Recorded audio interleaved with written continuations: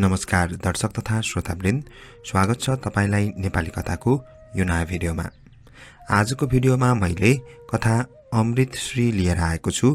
यस कथालाई लेख्नु भएको छ ध्रुव सत्य परियारज्यूले। यो कथा मैले रातोपाटी.com बाट साभार गरेको हुँ। कथा अमृतश्री।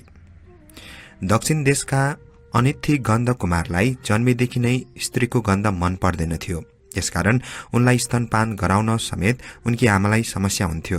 विभिन्न अत्तर छर्केर बाक्लो कपडामा लपेटेर उनलाई आमाले स्तनपान गराउँथिन्। जसो तसो हुर्केर जवान भएका अनिथि गन्धले विवाह नगर्ने अडान लिएका थिए। घरमा उनलाई मातापिताले विवाह गरिदिन जोड बल गरिरहन्थे। उनलाई भने स्त्रीको गन्धदेखि टाढै बस्ने मन हुन्थ्यो। घरमा बसिरहँदा कुनै पनि बेला मातापिताले जबरजस्ती उनको विवाह गरिदिन सक्थे। यही भएले एक दिन उनले घर छाडे। भिक्षा माग्दै उनी पूर्णवती ग्राममा आइपुगेका थिए। भिक्षा लिँदा स्त्रीको गन्ध नाकमा नठोकियोस् भनी कपडाले नाकमुख छोपेको हुन्थे। भिक्षा दिने स्त्रीको त उनले अनुहारै हेर्दैन थिए। प्राय सबै घरमा उनलाई स्त्रीले नै भिक्षा दिन्थे। एउटा घरमा भने पुरुषले दिए। नन्दपाल नाम गरेका ती पुरुष कलाकार थिए। उनको घरको आँगन अनेक थरी देवी देवताका मूर्तिले भरिएको थियो। एउटा मूर्ति भने उनले घरभित्र लुकाएर राखेका थिए। अनिथि गन्धको दृष्टि त्यही मूर्तिमा पर्यो। नव यौवनाको त्यो मूर्तिप्रति उनी सम्मोहित हुन पुगे। अहो, स्त्रीहरू यति सुन्दर हुन्छन्? उनले नन्दपाललाई सोधे, के तिमीले बनाएको मूर्ति जस्तै स्त्री यो संसारमा छन्? किन छैनन्? यही ग्राममा छन्। उनको नाम हो अमृतश्री। उनलाई म हिजोसम्म प्रेम गर्थे। अहिले गर्दैनौ? अहिले पनि गर्छु, किन्तु यसको अर्थ रहेन। किन? एउटा भिक्षु भएर यी सब गृहस्थी कुरामा तिमीलाई किन चासो? नन्दपालले प्रतिप्रश्न गरे। केही नबोली अनिथि गन्ध आफ्नो बाटो लागे। भिक्षा माग्दै जाँदा उनको पाइला अमृतश्रीको आँगनमा पुग्यो। नन्दपालले बनाएको मूर्ति उनको स्मृतिबाट बिलाएको थिएन। उनी त्यस ग्रामका प्रत्येक स्त्रीमा त्यही मूर्तिको अनुहार, आकार र अवयव खोज्थे। स्त्रीहरू हेर्नै नचाहने उनको सोचमा परिवर्तन आएको थियो। जब उनका आँखा अमृतश्रीका आँखामा परे, उनको गति रोकियो। भिक्षुले एक नासले आफूलाई हेरिरहेको चाल पाएर उनी अलिकति लजाइन्। त्यस लज्जाभावले अनिथि गन्धका लागि थप सौन्दर्य र स्नेहको रस छर्यो। उनी त्यसकै रसास्वादनमा चुर्लुम्म हुँदै भिक्षा पात्र थापिरहे, जस्तो अमृतश्रीले अन्न होइन अमृत नै दिएकी छिन्। भिक्षा लिएर मन भारी बनाउँदै उनी आफ्नो बाटो लागे। हे गणपति, हे भट्टारक, हजुरको दर्शन भेट गर्न हातमा फूल लिएर पूर्णवती ग्रामबाट अमृतश्री नाम गरेकी यौवना आएकी छन्। खोप्रिङ ग्रामका गणपति गुण कामदेवको अगाडि उभिएर कोटवारले भने, हातमा फूल लिएर? के अन्याय परेछ उसलाई? गुण कामदेव अचम्भित मुद्रामा बोले, के तिमीले उसलाई न्याय दिन सकेनौ? पञ्च कचहरी चौतारा कसैले उसलाई न्याय दिन सकेन? भट्टारक, उसले हजुरलाई नै भेट्न चाहन्छे। हजुरले दर्शन भेट दिनु भएन भने आत्मदाह गर्ने चेतावनी दिएकी छे। खोप्रिङ ग्राम शक्तिशाली गणराज्य थियो।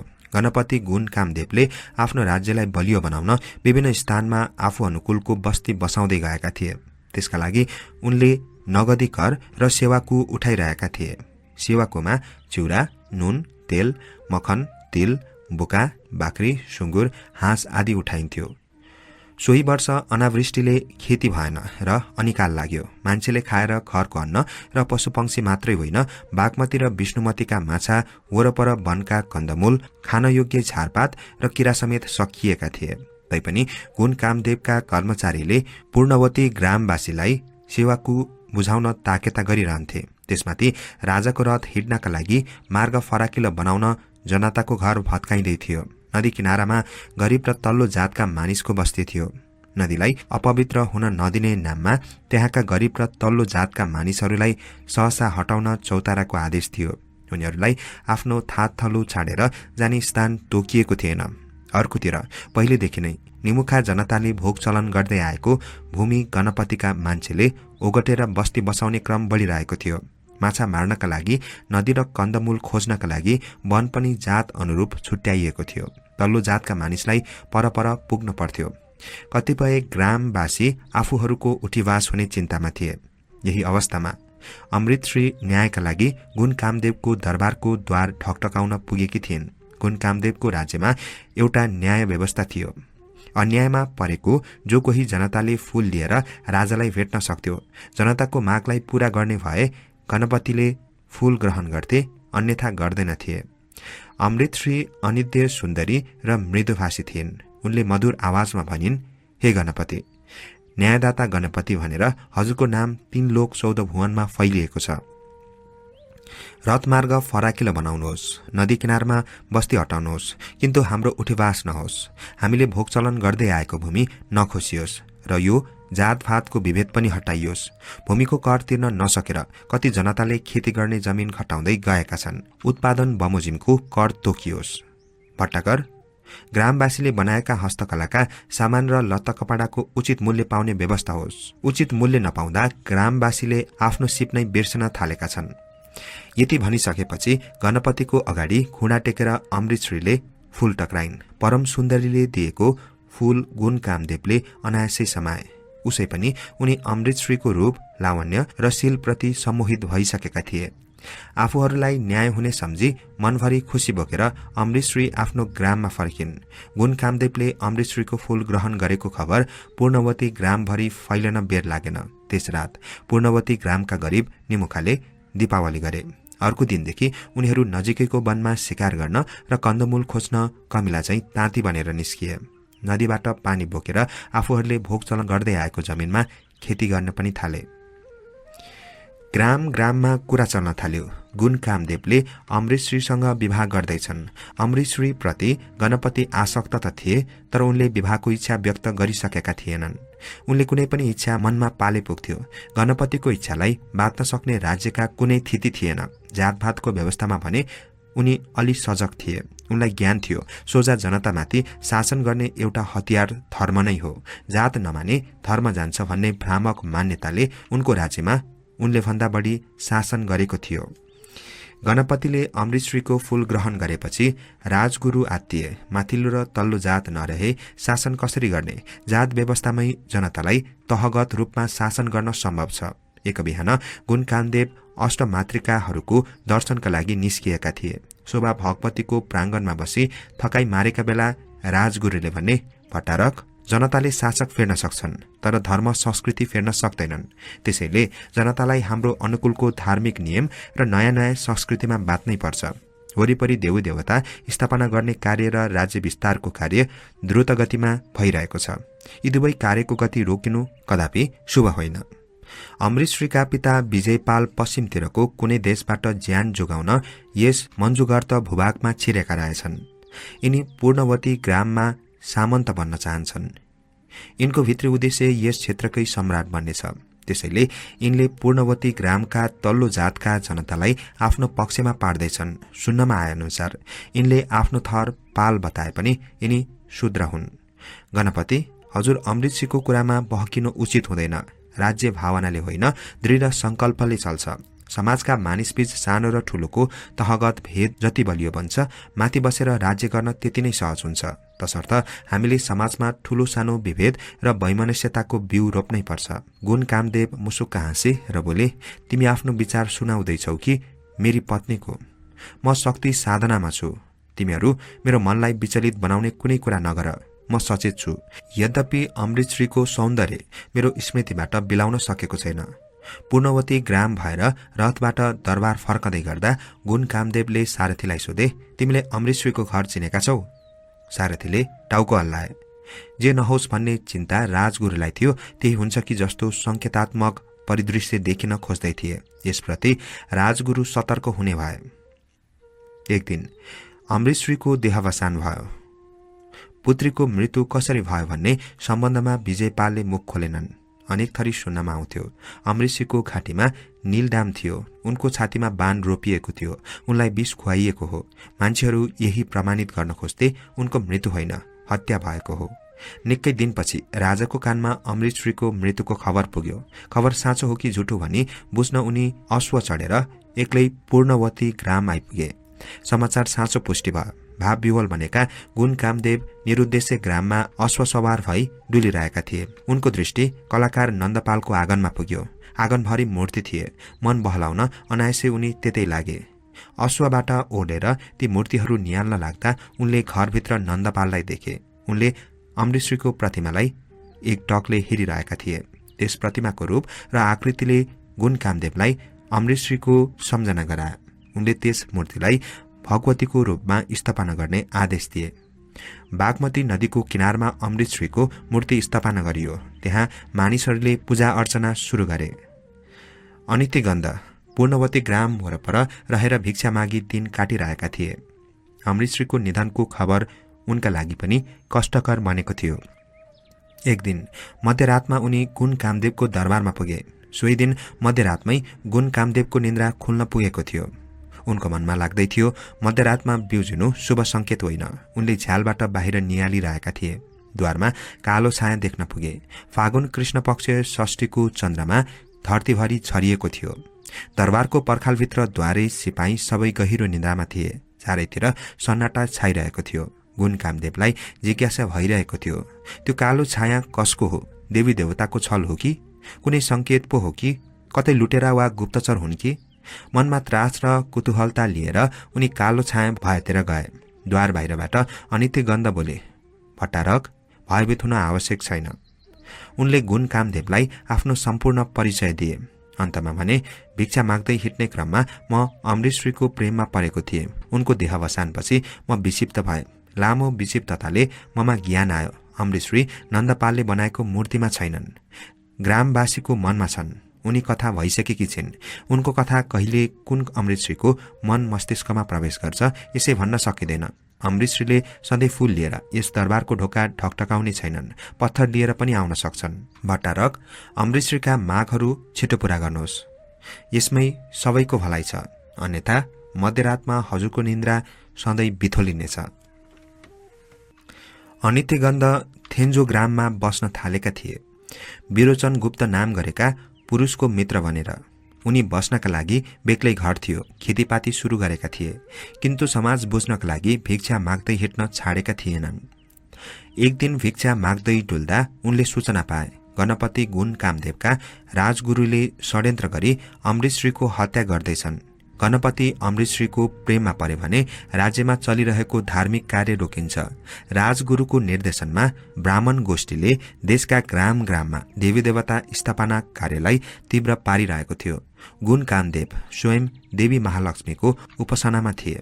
यही बेला गुण कामदेवको समीपमा अमृतश्रीको आगमन ब्राह्मण गोष्ठीलाई उचित लागेन र उनको हत्या गर्ने योजना बन्यो। थवहिल ग्राममा गो युद्धको कार्यक्रम थियो। मल्लयुद्ध गोष्ठीले सर्वसाधारणको मनोरञ्जन हेतु साँडे जुधाउने, भेडा जुधाउने लगायत खेलको आयोजना गरिएको थियो।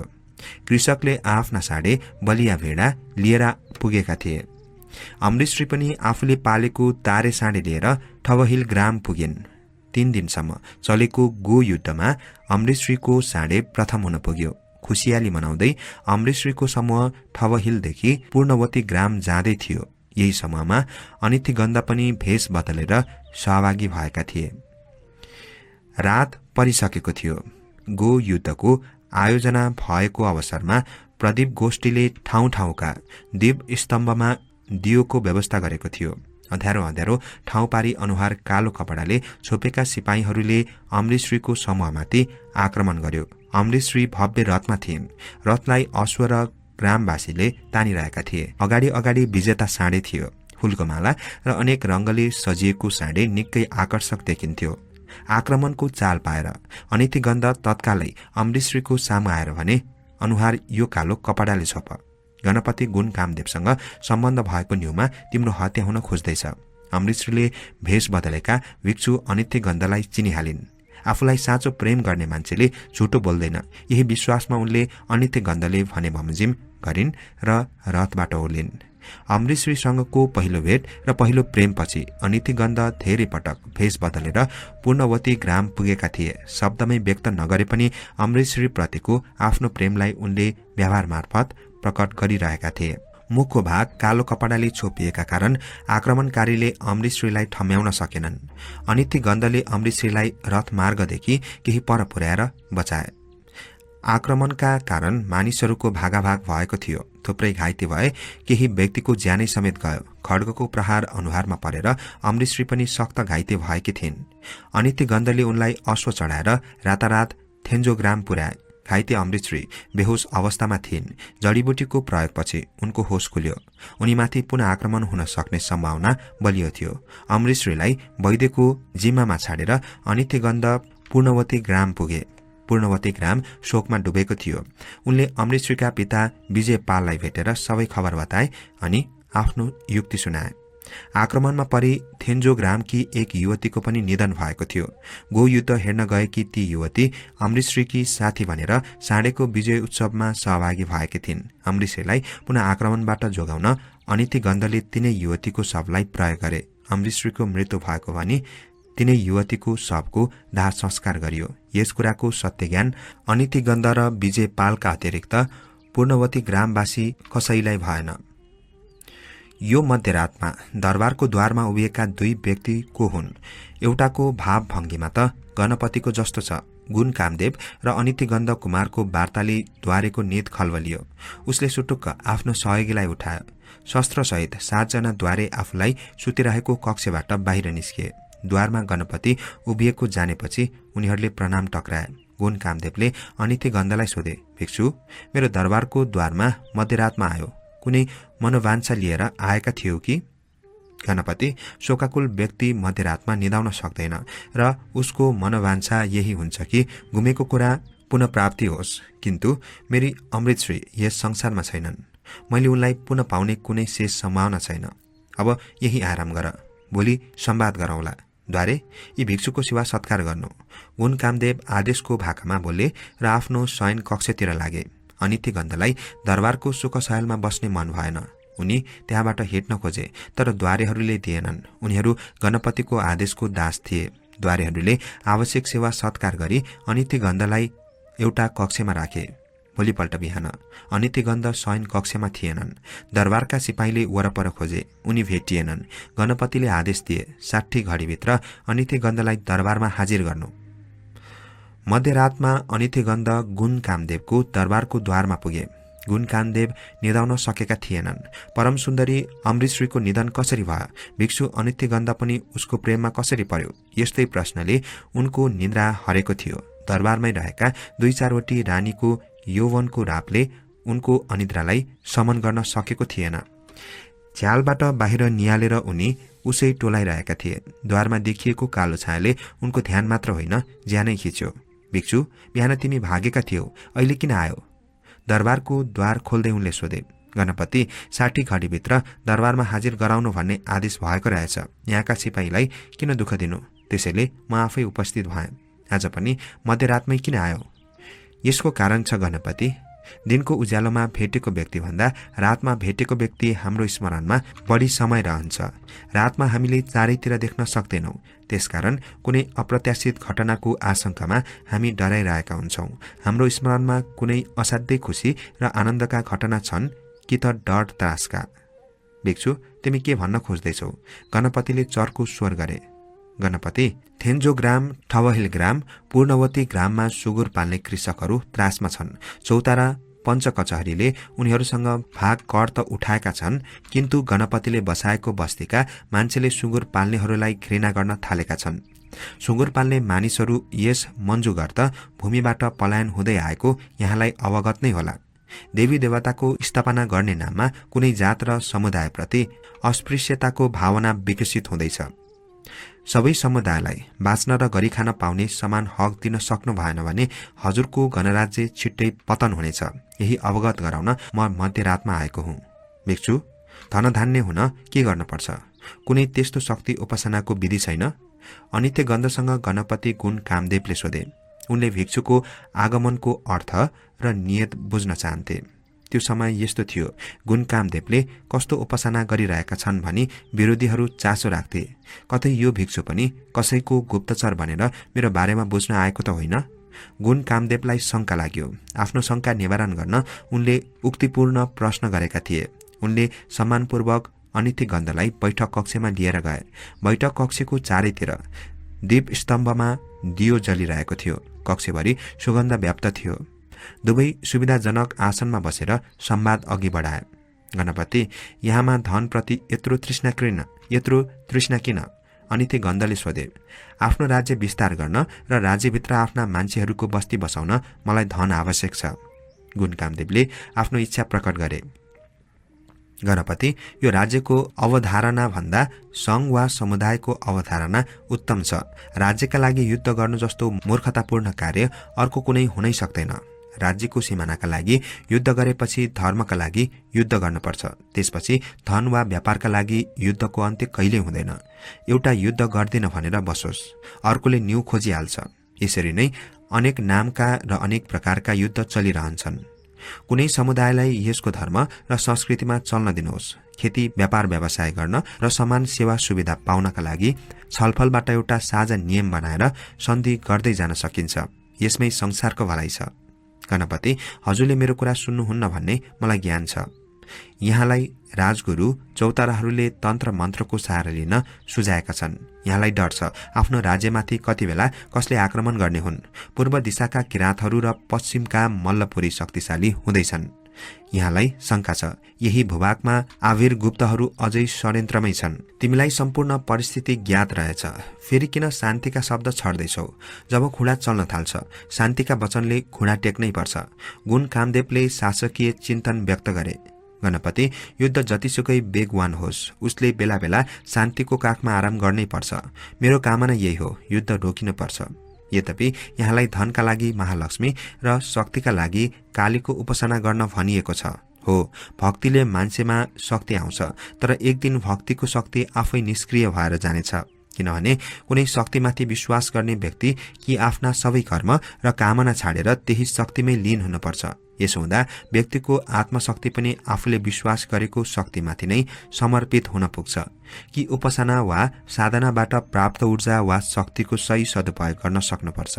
यसो गर्नका लागि व्यक्तिलाई आत्मज्ञान चाहिन्छ र आत्मज्ञानले भन्छ शक्ति तिमीभित्रै छ, अनि शक्तिको खोजमा नभाग। आत्मशक्तिको आधार भनेकै सह-अस्तित्व र सद्भावको बोध हुन थाल्नु हो। यद्यपि अचेल म जस्ता भिक्षुहरू पनि तन्त्र मन्त्र र पूजा प्रतिमामा विश्वास गर्न थालेका छन्। भिक्षु, तिमी यिनै शब्द सह-अस्तित्व र सद्भावलाई कति दोहोऱ्याउँछौ? गणपति, संसारका सबै मान्छेले आफ्नो भाषामा यी दुई शब्दको अर्थ बुझ्छन् र सोही अनुपम कर्म गर्छन् भने कसैले कसैको सामु यसलाई दोहोऱ्याउनु पर्दैन। भन्ते, मैले ठानेको थिएँ तिमी गुप्तचर हौ। ठिक छ, तिमी कसैको गुप्तचर नै हौ, किन्तु तिमी परम ज्ञानी रहेछौ। म तिम्रो वचन र वचन बमोजिमको व्यवहारमा चल्न नसकुला, परन्तु तिम्रो ज्ञानको सधैँ कदर गर्नेछु। गुण कामदेव र अनिति गन्धको वार्ता लामै चल्यो। त्यस रात पनि अनिति गन्ध त्यहाँ बसेनन्। बास बस्न अश्व चढेर थेन्जोग्राम पुगे। अमृतश्रीको विजेता साँडे पशुपति क्षेत्रमा बस्न थालेको थियो। अमृतश्री नहुँदा विजयपालले त्यस साँडेलाई घरमा पाल्न मन गरेनन्। घरमा पाल्दा पुत्रीको सम्झना बढ्ने हुँदा उनले साँडेलाई त्यत्तिकै छाडिदिएका थिए। यता अमृतश्रीलाई क्रमिक रूपले निको हुँदै गयो। उनी हिँडुल गर्न सक्ने भइन्, किन्तु खड्गले काटिएर उनको अनुहार कुरूप भएको थियो। उनका आँखा पनि उस्तै सुन्दर थिए। गुण कामदेवले स्थापना गरेको बागमती किनारको मूर्तिमा पूजाआजा गर्ने बढेका छन् भन्ने अमृतश्रीले पनि सुनेकी थिइन्। कुरूप हुनु अघिको आफ्नो सुन्दर मूर्ति हेर्न लालसाले उनी पशुपति क्षेत्रमा आएकी थिइन्। साँडेसँग उनको जम्का भेट भयो। अमृतश्रीले आफ्नो कुरूप अनुहार छोप्न मुखमा कालो कपडा बाँधेकी थिइन्, तैपनि हाउभाउका भरमा साँडेले चिनिहाल्यो। केही परदेखि कुदेर साँडे उनको छेउमा पुग्यो र शरीरभरि सुगेर बर्र आँसु झार्यो। अमृतश्रीले साँडेलाई केही बेर मुसारिन्, त्यसपछि अश्व चढेर थेन्जोग्रामतिर लागिन्। साँडे पनि उनकै पछि लाएर आयो। थेन्जोग्राममा अमृतश्री अनिति गन्धकी पत्नी भएर बसेकी थिइन्। अनिति गन्धले उनको नाम साग्यवती राखेका थिए। पशुपतिको साँडे आइपुगेपछि थेन्जोग्रामवासीमा उल्लास आयो। उनीहरूले साँडेलाई मिठो मसिनो भोजन गराउन थाले। दिनभरि ग्रामभरि डुले पनि साँझ साँडे साग्यवतीकै घरमा बास बस्न पुग्थ्यो। साँडे अकस्मात साग्यवतीको पछि लाएर थेन्जोग्राम पुगेको खबरले राजगुरु सशंकित भए। साँडे अमृतश्रीको भएको राजगुरुलाई ज्ञात थियो। अमृतश्रीको मृत्यु भएकोमा पनि उनलाई सन्देह थियो। उनले आफ्ना सिपाहीलाई आदेश दिए, थेन्जोग्राम जाऊ र साग्यवतीको बारेमा जानकारी राख।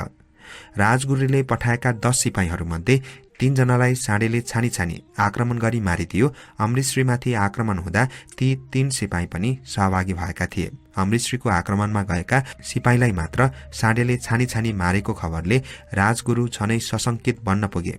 यता हरेक मध्यरात एक सुन्दर स्त्रीले गणपति गुण कामदेवको द्वार ठकठकाउन थालिन्। नवमी मेलामा मलाई छेनभरमै आफ्नो प्रेममा चुर्लुम्मै डुबाउने पुरुषको हो। ऊ आज आउँदैछ कि? हिजो मलाई के भयो आफूलाई धान्न सकिन। के यो प्रेम हो? यस्ता अनेक प्रश्नसहित कल्याणी हातमा चिराग बोकेर उभिरहेकी थिइन्। आगो हातमा भएका बेला उनलाई कुनै कुराको डर हुँदैन थियो। रातले दिनलाई सम्पूर्ण निलिसकेको थियो। आकाशमा अर्धकारावस्थामा फागुन शुक्ल दशमीको चन्द्रमा टल्किरहेको थियो। उनी कल्पनामा हराइरहेकी थिइन्। कतैबाट उसको स्वर आओस्, कल्याणी, कल्याणी, भोलि यही ठाउँमा यही बेला भेट्नुपर्छ। त्यो अनजान प्रेमीको अन्तिम वाक्य यही थियो। अघिल्लो रात उनीहरू पूर्णवती ग्राम नजिकैको झाडीमा भेटिएका थिए। पछाडिबाट उनलाई कसैले अकस्मात समायो। उनको हातको चिराग खसेर निभियो। कति ढिलो गरेको, म यहाँ आएको 4-5 घडी बितिसक्यो होला। यति भनेर उनी आफूलाई पछाडिबाट समाउने पुरुषतिर फर्किन्। त्यस पुरुषको केसबाट आएको सुगन्ध बेग्लै थियो। शरीरको गन्ध ध्यान दिइन, त्यो छनै अर्कै थियो। शरीरको गन्ध ध्यान दिइन्, त्यो छनै अर्कै थियो। बेसरी धकेलेर त्यस पुरुषलाई भुइँमा लडाइन् र बगलीको छुरा झिक्दै सोधिन्, को होस् त? त्यही बेला अश्वसवार भई उनका अनजान प्रेमी आइपुगे। दुवै बीच खडा युद्ध चल्यो। खलनायक शैलीमा आउने अघिल्लो पुरुष एकछिन टिक्न सकेन। ऊ पराजित भएर भाग्यो। त्यो मान्छेको हो। मैले त तिमी सम्झेर धन्नै। आफ्नो सच्चा प्रेमीको आलिङ्गनमा पर्दै कल्याणी बोलिन्, मैले हिजो तिम्रो नाम सोध्नै बिर्सेछु। साँच्ची तिम्रो नाम के हो? आउन किन ढिला गरेको? अरे एकपटकमा एउटा प्रश्न सोधन। यहाँ हामी सुरक्षित छैनौं, हिँड, अलि पर जाउँ। उनीहरू हिँड्दै केही पर एकान्तमा रहेको चौतारीमा पुगे। कल्याणीलाई आफ्नो प्रेमीको नाम हरिगुप्त भन्ने थाहा भयो। तिमी एक ठाउँमा उभिँदा चारैतिर कति छिटो हेरी भ्याउँछौ किन? तिम्रो नाम सामन्तको जस्तो छ त। खुडा पनि तिमीले भट्टारकले जसरी चलाउँछौ। कतै तिमी दरबारको मान्छे त होइनौ? आज तिमीले साँचो भन्नै पर्छ। कल्याणीले जिद्दी गर्न थालिन्। मैले भनिसके, म साधारण पुरुष हुँ। उनले कल्याणीलाई आलिङ्गनमा लिएर चुम्बन गर्न खोजे, किन्तु कल्याणीले अस्वीकार गरिन्। त्यसपछि उनले ठूलो चिराग बालेर बरको रुखमा अड्याए। चिरागको उज्यालोले कल्याणीको छाया भुइँमा पोखिएको थियो। कल्याणीदेखि परे उभिएर र अलिकति झुकेर उनले आफ्नो टाउको छाया कल्याणीको टाउको छायामा खप्टाए अनि छायातिर हेर्दै चुम्बनको हावभाव व्यक्त गरे। म प्रति यत्रो आसक्ति। कल्याणी पक्लिएर हरिगुप्तको आलिङ्गनमा गइन्।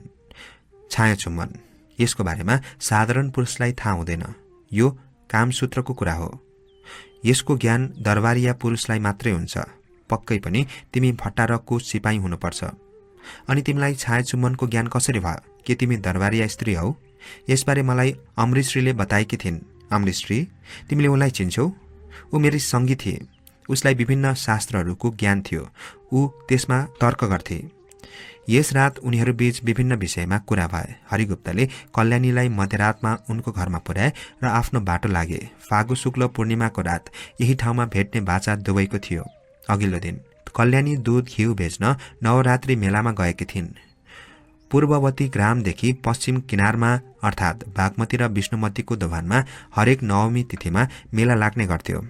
आश्विन शुक्ल र माघ शुक्ल पक्षमा भने नवरात्रभर अर्थात् 9 दिनसम्मै मेला लाग्थ्यो। त्यसैले हरेक नवमी तिथिमा लाग्ने एक दिने मेलालाई पनि मानिसहरू नवरात्रि मेला भन्ने गर्थे।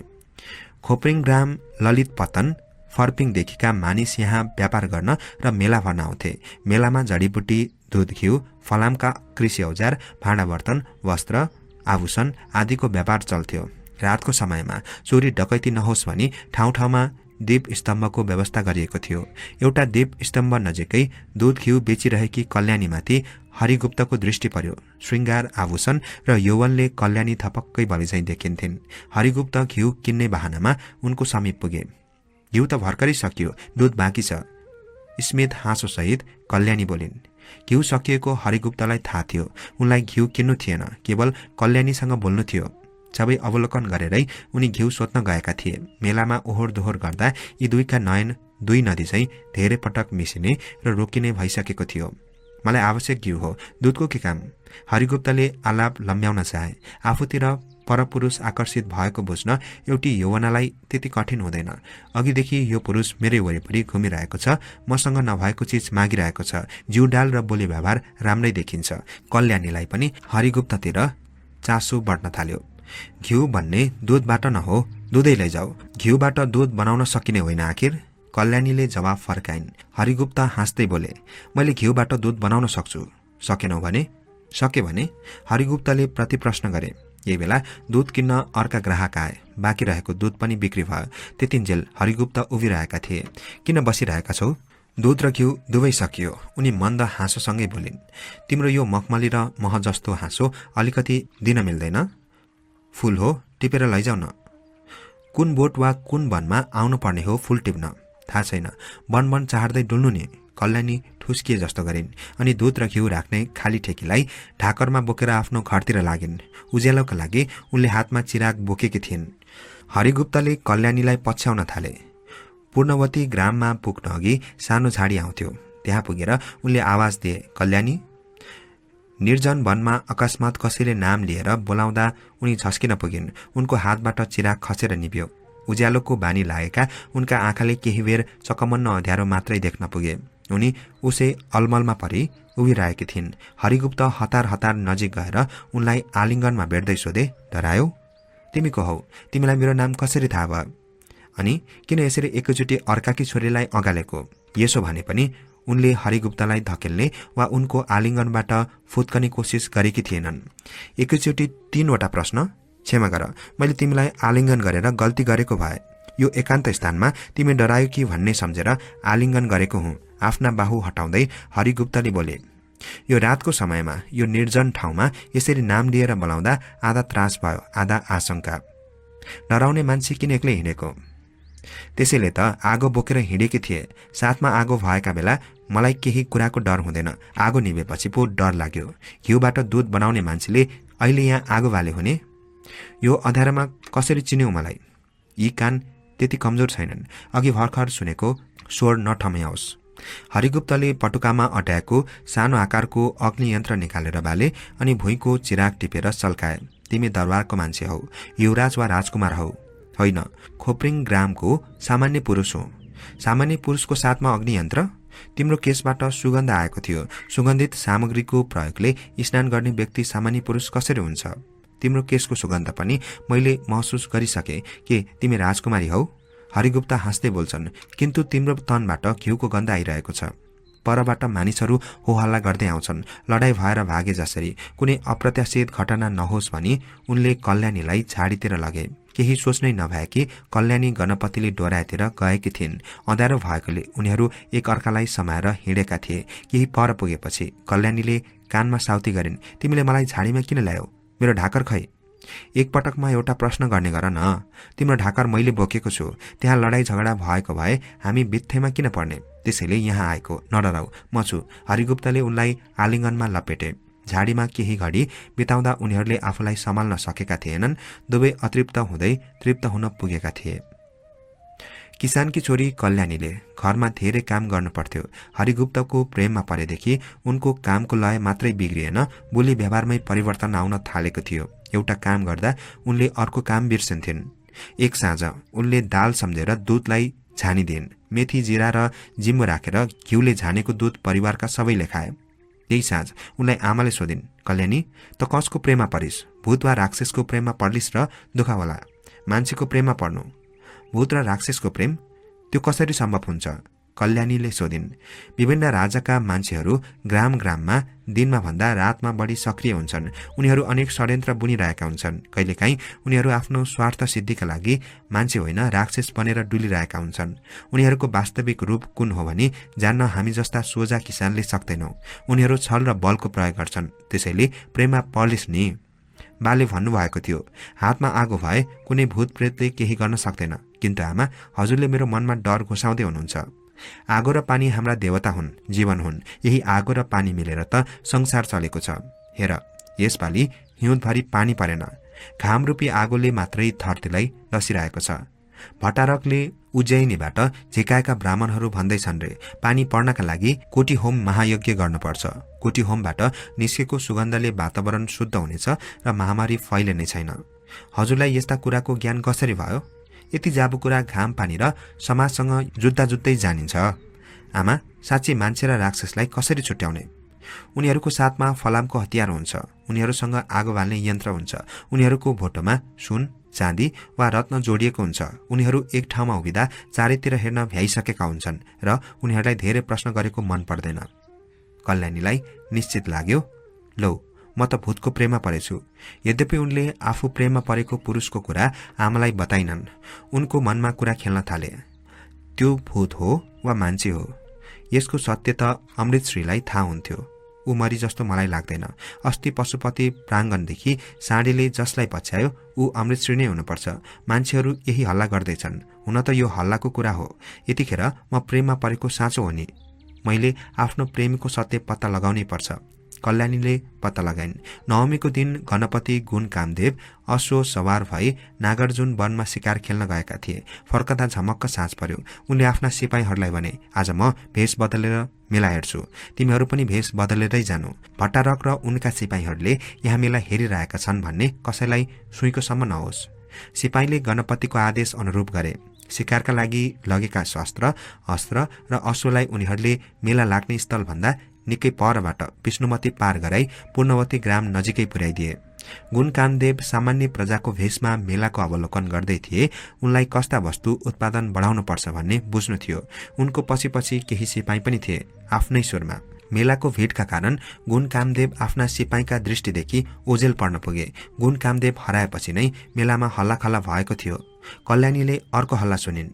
सोही दिन फर्पिङका राजा पनि आफ्ना केही सिपाही सहित भेष बदलेर मेला हेर्दै थिए। एउटी दूध बेच्ने केटीलाई उनले औधी मन पराउन पुगे, किन्तु त्यस केटी छिट्टै मेलाबाट घर फर्की र उनी आवेशमा आएर हो हल्ला गरे। भट्टारक गुण कामदेवले अद्भुत सपना देखे। बागमती र विष्णुमतीको दोभानतिर उनलाई देवीले दर्शन दिइन्। रूप लावन्य र अस्त्र शस्त्रले सुसज्जित देवी उनको सामु प्रकट भएर भनिन्, यही वरपर मेरो मन्दिर बनाउनु। यो क्षेत्र पवित्र छ र सामरिक महत्वको पनि छ। अर्को हल्ला चल्यो। भट्टारक गुण कामदेव बिरामी परेका छन्। उनले गर्दै आएको देवीको साधनामा विधि बिग्रियो। त्यसैले प्रत्येक मध्यरातमा देवी प्रकट भई उनको दरबारको ढोका ढकढकाउन पुग्छिन्, किन्तु ढोका ढकढकाएको भट्टारकले मात्रै सुन्छन्। यस कुराले चिन्तित बन्न पुग्दा गुण कामदेव बिरामी भएका हुन्। उनलाई राजगुरुको सल्लाह छ चैत्र शुक्ल नवरात्रिमा 1008 कन्याको पूजा गर्नु।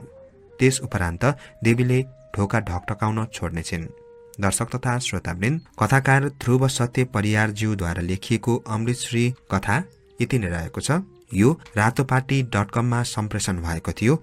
यसको अन्य भाग भने आएको छैन। यसको अन्य भाग कथाकारज्यूले सम्प्रेषण गर्नुभएमा म अवश्य वाचन गर्नेछु भन्दै लागौं हिजोको भिडियोमा सोधिएको गाउँ खाने कथातर्फ।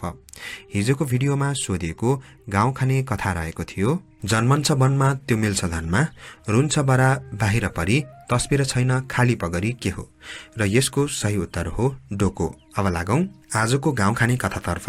आजको गाउँ खाने कथा रहेको छ, खुट्टा छन् वरिपरि बस्ने बेला थुचुक्क, हिँड्दा चाहिँ बुई चढी के हो? प्रश्न एकपटक फेरि, खुट्टा छन् वरिपरि बस्ने बेला थुचुक्क, हिँड्दा चाहिँ बुई चढी के हो? यस प्रश्नको उत्तर तपाईलाई थाहा भए कृपया कमेन्टमा उल्लेख गर्नुहोला। म भोलिको भिडियोमा यसको सही उत्तर अवश्य वाचन गर्नेछु भन्दै आजको कथा बसाइबाट म कथावाचक जमिन राईलाई बिदा दिनुहोस्। नमस्कार।